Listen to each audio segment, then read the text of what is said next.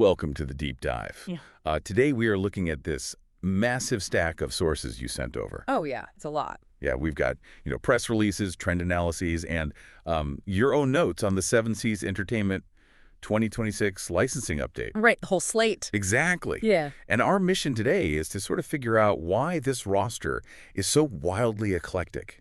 I mean, they are pushing the absolute boundaries of traditional genres. Absolutely. And we really want to unpack what these kind of bizarre premises say about what we are actually craving as readers right now. Well, it's quite a stack to go through. Usually, a publisher's slate has this very clear, unified identity. Mm-hmm. We know the standard beats, right? The epic hero, the clean romance, the predictable mystery. But this 2026 lineup, it just shatters that traditional choreography. Right. It's like they completely abandoned the center stage spotlight. Yeah, they really did. They left it entirely for like the weirdest, darkest, or even just the fluffiest corners of the publishing theater. Yeah.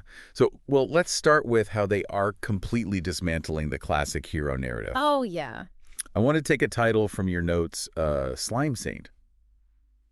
Coming out in November, I think. That's right. Yeah, November. So it plays on that massive villainous reincarnation trend. Yeah. The subgenre where an ordinary person wakes up in the body of a romance novel's bad guy. Right, and they have to try to avoid their doomed fate. Exactly. But here, it's a slime monster hijacking a noble woman's body. Which is just, it turns a standard redemption arc into this literal biology lesson. Wait, really? A biology lesson? Yeah, I mean, it's no longer about saving a kingdom. It's basically a high-stakes survival comedy. Yeah. You have this gelatinous mass of goo trying to fake basic human motor functions Wow. just to avoid getting executed. It Right. grounds the fantasy in bizarre bodily mechanics rather than, lofty ideals. Okay, and that grounding gets even grittier.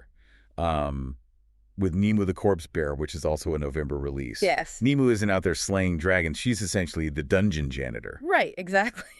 She goes into these deadly labyrinths just to retrieve the rotting bodies of fallen adventurers. I mean, it asks a brilliant question, like, what happens when someone just has to clean up the mess left behind by traditional heroes? It completely strips away the glory, leaving only the fatalistic reality of a quest's aftermath. But then her grim, solitary existence is disrupted. By an upbeat explorer, right? Yeah, this upbeat guy searching for his missing sister. And the friction there isn't just about conflicting personalities. Okay, what is it then? It's this structural collision between the naive optimism of old-school fantasy and the harsh, cynical reality of the cleanup crew. Yeah, that idea of dealing with the gritty aftermath of someone else's mess in Nemo is so grounded, but it makes it incredibly jarring when you look at how Seven Seas is handling romance this year. Oh, man, yeah. They aren't going grounded at all. They're going completely absurd. The transition from retrieving corpses in a dungeon to literally cohabitating with them is definitely a huge leap. Yeah, no kidding. Take the audiobook for my husband and I, Sleep in a Coffin.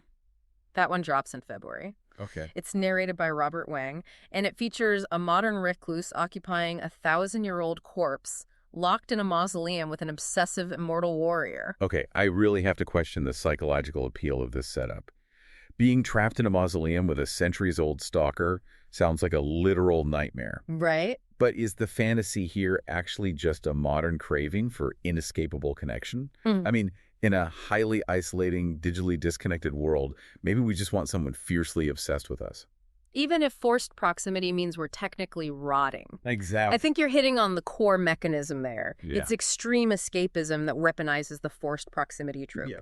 But look at how they pivot to their steamship imprint with Flirting with My Bear-Like Boyfriend. That's an October release. Oh, right. I saw that one. It's a contemporary high-heat romance using the size difference trope. So you have a tiny protagonist and a towering partner. Again, it's about a hyper-specific emotional safety net.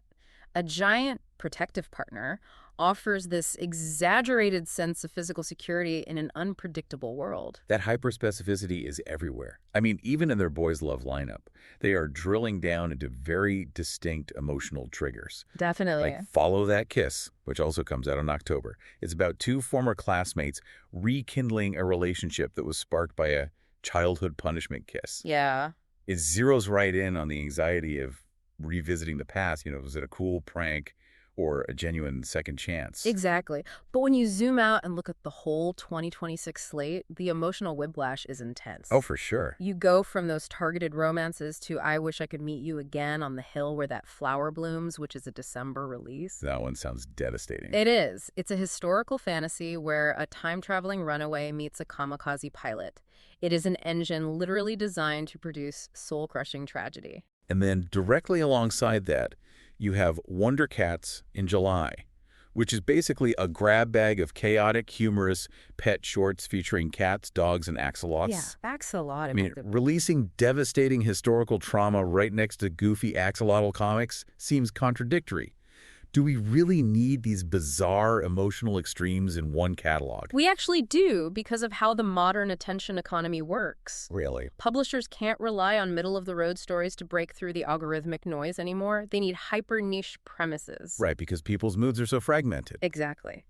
A reader might need a profound emotional purge one day to process real-world grief, and then a completely mindless comic about a salamander the next day just to reset their nervous system. So the broad labels of fantasy or romance are basically dead at this point. Pretty much. Publishers are treating readers less like a broad demographic and more like a collection of highly specific emotional cravings. And they are succeeding.